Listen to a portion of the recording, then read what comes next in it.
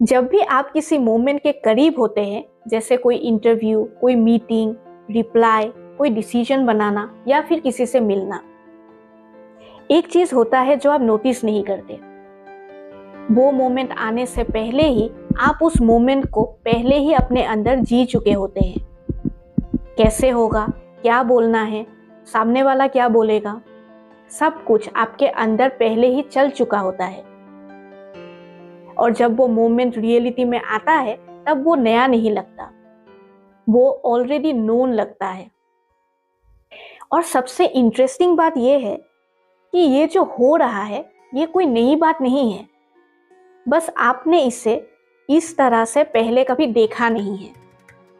इस वीडियो में हम सिर्फ ये नहीं देखेंगे कि हमारा दिमाग पहले से तैयारी क्यों करता है, बल्कि हम ये भी समझेंगे कि ये प्रोसेस हमारे अंदर बिल्ड कैसे होता है, कब ये हमें प्रिपेयर कर रहा होता है और कब यही चीज़ धीरे धीरे एक लूप बना देती है। और वीडियो के एंड तक आपको इस चीज़ को कंट्रोल नहीं करना पड़ेगा। आप ये क्लियरली देख पाओगे कब ये आपके फेवर में काम कर रहा है और कब ये आपको कंज्यूम कर रहा है। अब एक चीज़ ऑनेस्टली देखिए, जब भी कोई मोमेंट आने वाला होता है, क्या आप उसमें फ्रेशली एंटर करते हो? नहीं, आप पहले से उस चीज़ में एंटर कर चुके हो। अपने अंदर आपने वो पूरा सीन ऑलरेडी देख लिया है, ऑलरेडी जी लिया है। क्या बोलना है, कैसे रिएक्ट करना है, क्या फील करना है, ये पहले ही आपके अंदर चल चुका है। और रियल मोमेंट बस उस चीज़ का एक एग्जीक्यूशन लगता है। लेकिन ये जो हमारे माइंड का एक हैबिट है चीज़ों को पहले से ही रिहर्स करने की, ये कोई रैंडम बात नहीं है। इसे मॉडर्न साइकोलॉजी में एक नाम दिया गया है, एंटीसिपेटरी सिमुलेशन। अगर इसे आसान भाषा में समझा जाए तो इसका मतलब है माइंड फ्यूचर को पहले से ही रिहर्स कर लेता है। और ये गलत नहीं है, यही आपको प्रिपेयर करता है, यही आपको क्लैरिटी भी देता है और यही चीज़ आपको रेडी भी करता है। प्रॉब्लम तब स्टार्ट होती है जब ये रुकता नहीं। अब हम समझते हैं ये प्रोसेस हमारे अंदर कैसे बिल्ड होता है। ये प्रोसेस 3 सिंपल स्टेप्स में होता है। पहला स्टेप है सीन बनना। हमारा माइंड कोई भी एक सिचुएशन इमेजिन करता है। अगर ये ऐसे हुआ तो, कोई बात, कोई रिप्लाई, कोई रिएक्शन, बस एक पॉसिबल सीन क्रिएट होता है। दूसरा स्टेप है फीलिंग जुड़ना। जब हमारा माइंड उस सिचुएशन को क्रिएट कर लेता है, उसके बाद वो उसमें एक फीलिंग अटैच कर देता है, जैसे फियर, प्रेशर या फिर रिलीफ। अब यहाँ से सब कुछ चेंज होता है। इस पॉइंट पर आप सिर्फ सोच नहीं रहे, आप उस सिचुएशन को फील कर रहे हो। फिर आता है थर्ड स्टेप, अंदर सेव होना। जब ये फीलिंग्स रिपीट होती है, हमारा माइंड उसे इंटरनली सेव कर लेता है, जैसे एक प्री लिव्ड वर्जन, एक ऐसा डुप्लीकेट वर्जन जो रियल मोमेंट से पहले ही बन चुका है। अब यहाँ एक बहुत इंपॉर्टेंट चीज समझने वाली है। ये जो प्रोसेस हमने डिस्कस किया, ये हमारे अंदर नेचुरली चलता रहता है, लेकिन इसके बाद हमारे पास 2 रास्ते निकलते हैं। जब ये रुक जाए तो ये प्रिपरेशन है, वो हमें क्लैरिटी देता है, हमारा माइंड शांत होता है और आप नेचुरली रेडी फील करते हो। लेकिन जब ये नहीं रुकता, तब एक ही थॉट बार बार रिपीट होता है, एक ही फीलिंग बार बार रिपीट होने लगती है और आप अपने ही अंदर फंस जाते हो। ये प्रिपरेशन नहीं है, ये रिपीटेशन है। प्रिपरेशन रुक जाता है, लेकिन रिपीटेशन ओवरथिंकिंग में बदल जाता है।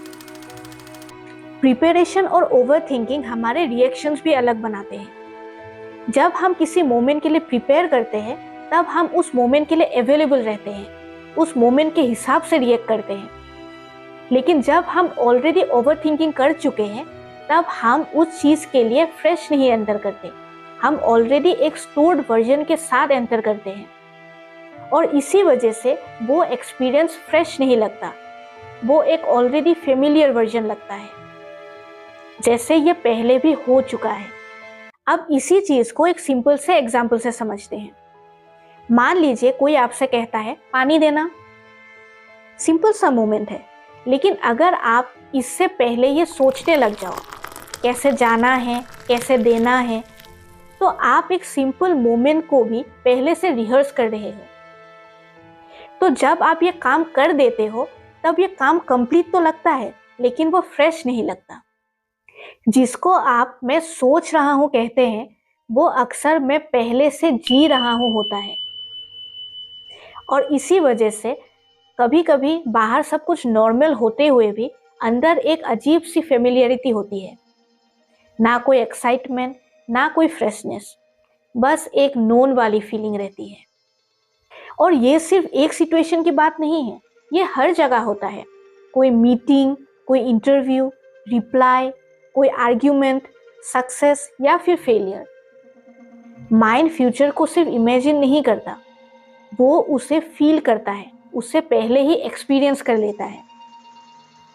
और अगर आप इस चीज़ को और थोड़ा ध्यान से देखो, थोड़ा गहराई से देखो, तो एक और इंटरेस्टिंग बात सामने आती है। ये पैटर्न नया नहीं है, इसे हमें बहुत सालों पहले समझाया गया था, बस लैंग्वेज थोड़ी अलग थी। हमारे शास्त्रों में एक कॉन्सेप्ट के बारे में बताया जाता है, असंगता। इसका मतलब ये नहीं है कि आप सोचना बंद कर दो। इसका मतलब ये है कि जो थॉट आपके दिमाग में चल रहा है उसे पकड़ के मत बैठो। क्योंकि जब आप कोई चीज पकड़ लेते हो तो वही रिहर्सल लूप बन जाता है। लेकिन जब आप उसको सिर्फ देखते हो तो वो लूप अपने आप ढीला पड़ने लगता है। जो पकड़ा जाता है वो रिपीट होता है, जो देखा जाता है वो डिसॉल्व होता है। जब आप किसी चीज को होल्ड कर लेते हो वो एक लूप बन जाता है, और जब आप उसको ऑब्जर्व करते हो तो वो रिलीज हो जाता है।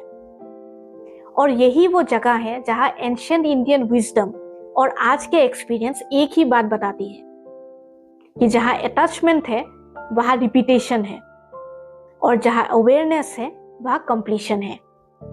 तो अगली बार जब भी आपका माइंड किसी सिचुएशन को रिहर्स करता है तो खुद से एक सवाल करिए, क्या ये मुझे क्लैरिटी दे रहा है या फिर ये मुझे रिपीट करा रहा है?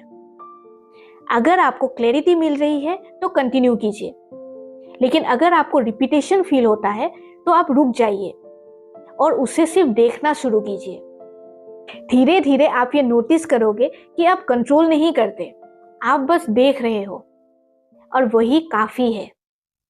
और फिर वही मोमेंट आता है, कोई कहता है पानी देना, लेकिन इस बार ना आप पहले रिहर्स करते हो, ना आप पहले सोचते हो, बस आप उठते हो और पानी दे देते हो। सिंपल, शांत और कंप्लीट।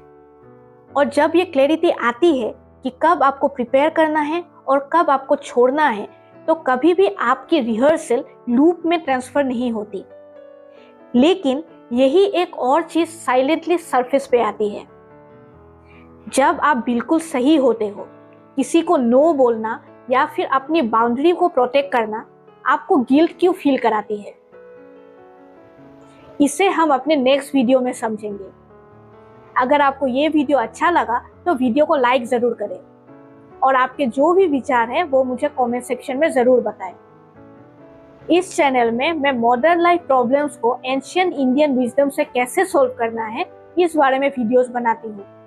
अगर आपको ऐसे वीडियोस देखना पसंद है तो चैनल को सब्सक्राइब जरूर करें।